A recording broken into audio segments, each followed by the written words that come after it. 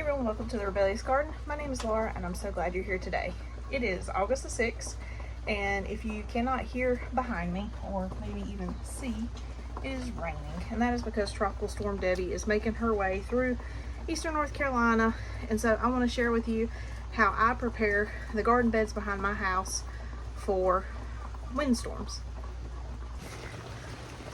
So right now the outer bands of the storm are starting to make their way into northeastern North Carolina, which is where I'm located at.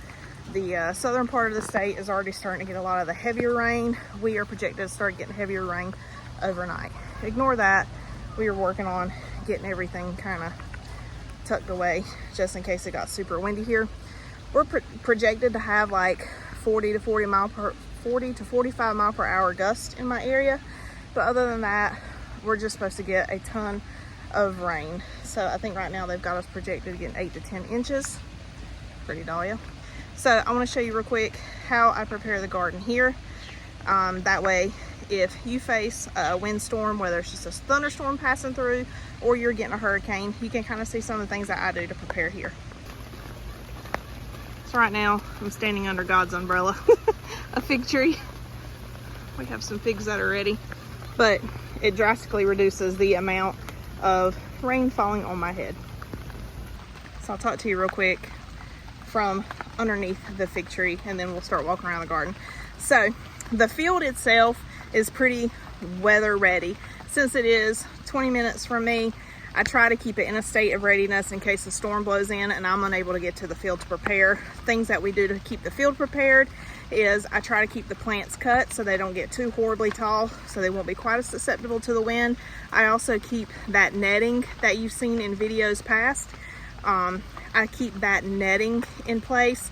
That way it helps to stabilize the plants in the wind as well. There's not much I can do to protect them from the rain out there. There's good drainage, good runoff. So what the soil doesn't absorb, it'll run off pretty easily. So there's no complaints there. Other than that, my only worry about the field with the storm that's coming through right now is accessibility. There is a lot of flooding that occurs with heavy rains between here and the field. So it might be a few days before I'm able to access it. So here is my garden and my backyard. There's still some stuff in place from last year. Other than that, I need to do a little bit here to get things ready. So things like that. See my dahlia that's already fallen over.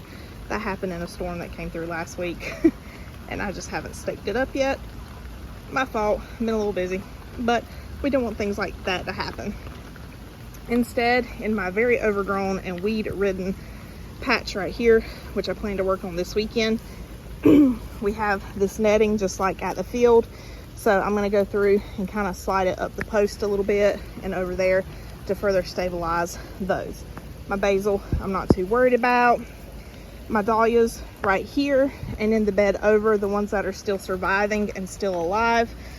What I'm going to do, what I am going to do is grab, I'm going to flick this June bug off first. Oh. I'm going to grab some ropes, and this is something I should have done already, but I'm just going to tie off the plants to keep them from swaying in the wind too much, to keep the plant itself from breaking or from getting blown over. For the zinnias, I'm going to use a corral method. So these fence posts, it's like electric fence post that has my netting. My son was mowing, so I moved it out of his way, but I'm going to put it back in place. And what I'll do is I'm going to take some rope from this cattle panel right here. By the way, how do you love that love and a puff? I'm going to take some rope and tie it to this cattle panel, and I'm just going to go in a circle or go down the side of the bed, tie it off to the post, go around to the corner, tie it off to the post, and come back to this side and tie it off, and it'll create like a little corral and push all the plants together, so it'll help stabilize with each other's support in the wind. Hey, cucumber, spiky. But yeah, those are just some of the things I'll do back here to help prepare for the storm.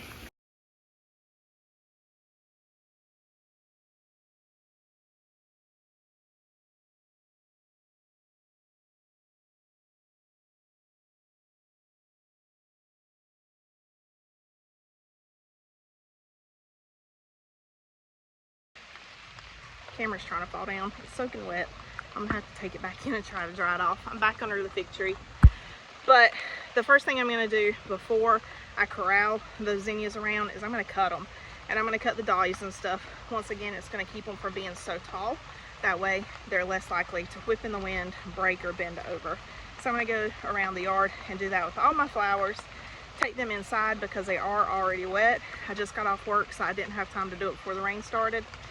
I'm take them inside, put them in a bucket of water, but I'm put a fan blowing on them to help go ahead and dry some of that rainwater off the petals and stuff, so maybe it won't damage them, and maybe I can use them in a few bouquets. If not, if they are damaged, I'll just keep them for a bouquet for myself, because, you know, we all deserve flowers every once in a while. But yeah, so that's how I'm going to try to maintain the chaos back here a little bit. Once again, the field stays pretty weather ready most of the time.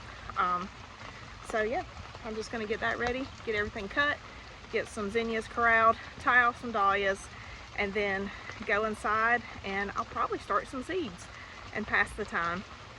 Thank you so much for joining me. If you are in the track of this storm or any future storms, please know that I am always praying for people in the track of storms. It can be a scary situation for some. Just be weather ready, tune into your local news stations, stay off the roads. You're endangering your life and the life of first responders. If you have medical devices, make sure you have a backup plan for those. Make sure your pets and your loved ones, friends and neighbors are well taken care of, and just stay safe, please. Thank you for joining me. Thank you for joining me. I hope you have a blessed day, and I hope you come back to see me again.